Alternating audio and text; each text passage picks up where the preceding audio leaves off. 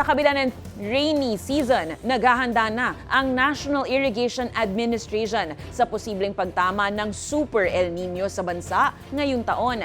Ayon kay NIA Administrator Eduardo Guillen, gumagamit na ang ahensya ng makabagong teknolohiya kabilang ang Artificial Intelligence o AI sa bagong command center nito sa Quezon City para tutukan ng mga dam, panahon at mga sakahan sa buong bansa. Sa pamamagitan ng AI, nababantayan at nasusukat ang dami ng ulan. Natutukoy rin kung kailan kailangang magpakawala ng tubig mula sa mga dam.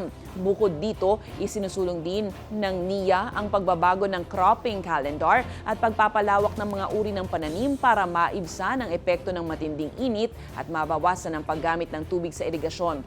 Hinihikayat rin ng mga magsasaka na magtanim ng mga pananim na mas sangkop sa tagtuyot. Iyan po yung kagandahan ng tamang pagpaplano, yung climate smart agriculture na tinatawag. Meron tayong mga advanced forecasting system. Meron po tayong, hindi lang yan, meron pa kaming tinatawag na alternate wetting and drying methodology. Ano?